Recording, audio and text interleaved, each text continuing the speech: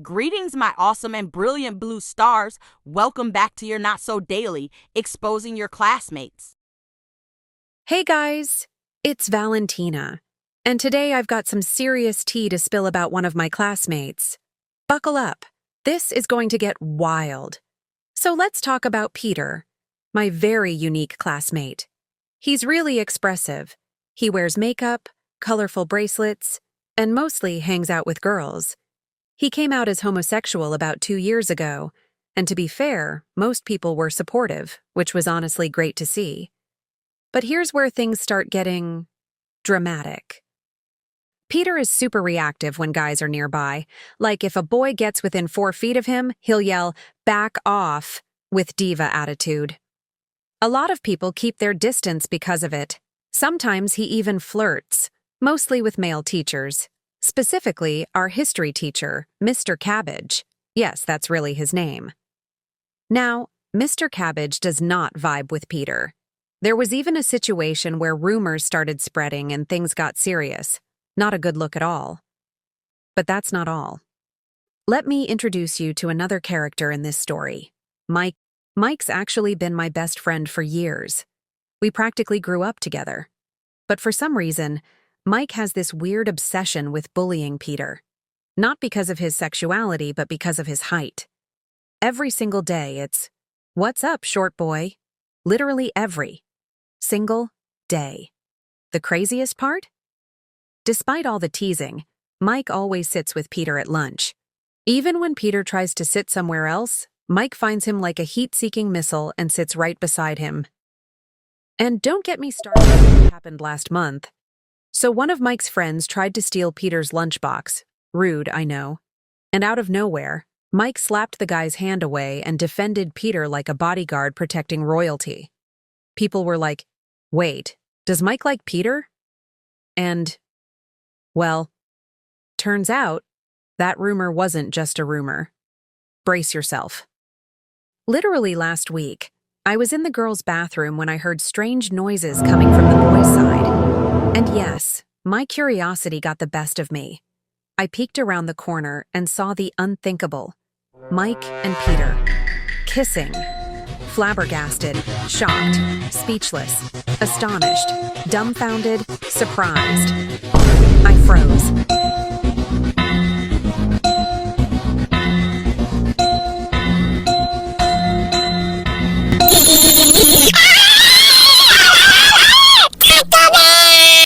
I was shooketh to the core. My brain short-circuited. Not only were they kissing, but let's just say Mike's hand was in a place it definitely shouldn't have been. If you know, you know. I ran back to class like lightning, not trying to see any more than I already had. Not long after, our principal stormed into the boys' bathroom. Apparently someone else had heard the noise too. Fast forward 2 hours later, both Mike and Peter were suspended. And that, my friends, is the end of the story. For now. Hey guys, it's me again, but I'm going to talk about Cherry, the girl that Bluebean has ranted about multiple times.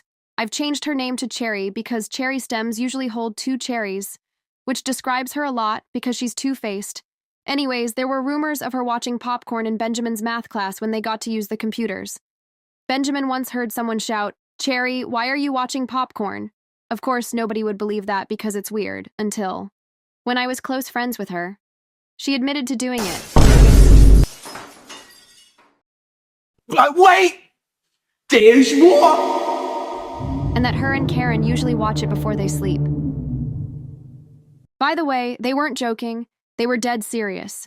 And when I say they watch popcorn, I don't mean the food. I mean stuff they shouldn't be watching.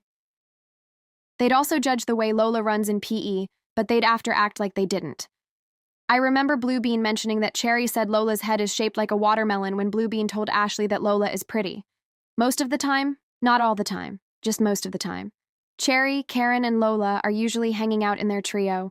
Lola is the least toxic, but she's low-key left out and always gossiped about. And I don't think she realizes it. Both Bluebean and I know it. But she doesn't want to interfere as she's not in their friend group. And Cherry would say that it's banter if we actually confronted them about it, because they like to make fun of each other as a joke, so Cherry could easily use that as an excuse. Because of this, we think it's better that the truth comes out itself rather than trying to interfere. Hey, Blue Stars. I hope you don't mind me saying a classmate story. I was going to tell y'all before, but I forgot. So, this occurred around early May. My ex was in the same food tech class as me. I shouldn't really consider him an ex because all we did was play Fortnite on call, literally. He still talks about our so-called breakup till this day, even though it was over a year ago. Because his friends always ask me, what do you think about Zeke? Like, please leave me alone. I want to draw in peace. During food tech, I was just drawing because I wanted to. I realized that Zeke kept purposely walking past my desk, but I kept ignoring him. He then sat at the table next to mine and just stared at me. I ignored him, but I saw out of the corner of my eye that he was facing me. Then I saw him walk over to his friend Thomas's table, which is also next to mine, and whisper, "Do you think she misses me?" Buddy, I literally broke up with you online, blocked you multiple times when you found my number, and I deliberately ghosted you at school, said that I'm not into shorter guys, and pushed you into a crowd of your 70s after jumping on my back. Isn't it obvious that I don't like you? Anyways, Thomas said she's not going to respond if I ask her. Yeah, I wonder why. But whispered, "Do you miss Zeke?" I didn't even look their way. Then they started yapping about flowers, but I went back to my drawing, so I didn't hear anything else they said. Then Zeke went back to the desk next to mine and just looked at me. His friends were like, "Why are you staring at Blue Bean?" Then Thomas kept saying, "Blue Bean, Zeke is staring at you," multiple times. I didn't look at either of them. So then they gave up and walked off. Then Hazel came up to me and asked if she could leave her bag on my table because Zeke kept taking it. Then Thomas was asking her if she could tell me that Zeke was looking at me. She ignored them both and just said to me, "Thanks for looking after my bag." And then the teacher let me leave class earlier than everyone else. Later, at the end of lunch, my friends and I were in the music class corridors until Zeke entered too. Then he looked at my friend group and Carly flipped him off as he walked away. And Benjamin said, "I have art with him in the other side of the school. I don't know why he's even here." Fortunately, due to the GCSE options, I don't have any classes with Zeke at all. So I was over the moon. Obviously, because I won't have to see him ever. Because for some of the GCSE options, you can only choose it if you're considered a smarter student. It'll say in front of our options book, A for the smarter students, B for students who probably would need help. And I overheard Zeke saying that he got B, but I got A. And some of the subjects I chose were only on option A. So I won't be hearing any more drama from him that I know of.